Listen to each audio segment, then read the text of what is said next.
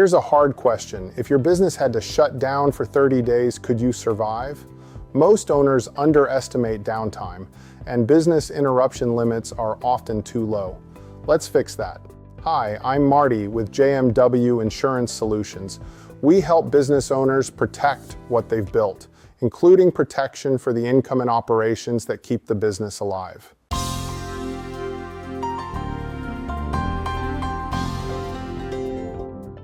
Business interruption insurance is one of the most misunderstood coverages and one of the most valuable when it's set correctly.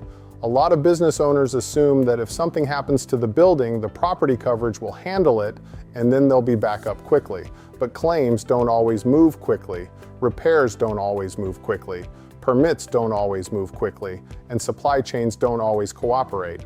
So the real risk is not just the physical damage, it's the downtime.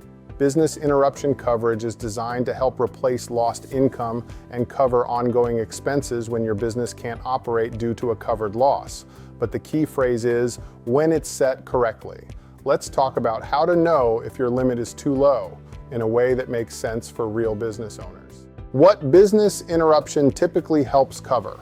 While details vary, business interruption can often help with lost income based on historical financials, ongoing expenses like rent or lease payments, certain payroll costs, depending on policy and choices, loan obligations, taxes in some cases, and sometimes additional expenses needed to keep operating. Many policies also include extra expense coverage, which helps pay for the costs of operating temporarily elsewhere, expediting shipments, renting equipment, or other steps you take to stay alive. The point is, business interruption is about keeping your business from bleeding out during downtime. Why downtime is usually longer than owners expect? Here are common reasons. A simple loss becomes 30 to 90 days of disruption.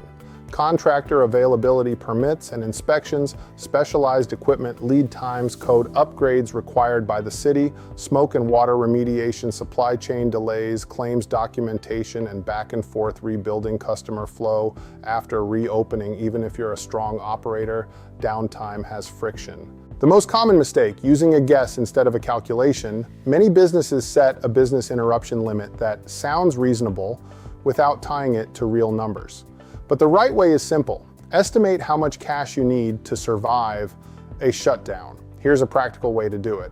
A simple formula to estimate your needed business interruption limit. Step 1, identify your monthly fixed expenses.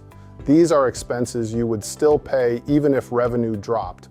Rent, lease loan payments, utilities, some portion.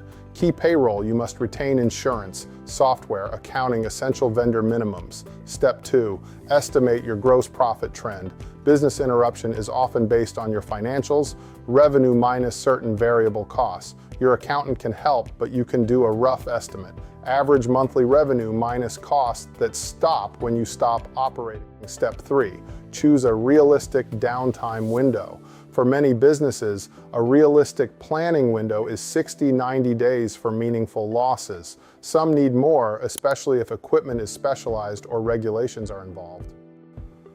Step 4, add extra expense buffer. If you want to operate temporarily, you may need a temporary location, equipment, rental, expedited shipping, overtime labor, marketing to regain customers. This buffer is what keeps you agile. Red flags your business interruption limit is too low. Here are warning signs. Your business interruption limit is less than 2 months of fixed expenses. You don't know whether payroll is included. You don't have extra expense coverage. Your business relies on one location, one kitchen, one warehouse, one set of machines. You've grown revenue significantly and never updated limits. If any of these apply, it's worth reviewing now, not later. Real-world scenario, why this matters. Imagine a fire in a neighboring unit causes smoke damage and forces closure. No flames in your space, but you can't operate. Property coverage may handle remediation, but you've lost income for weeks. Your rent is still due. Your best employees need to be paid or they'll leave. Your customers go elsewhere. Business interruption is what keeps you alive while the physical part gets repaired. Business interruption isn't an extra. For many businesses, it's the difference between recovery and permanent damage. The right limit isn't a guess, it's a survival number.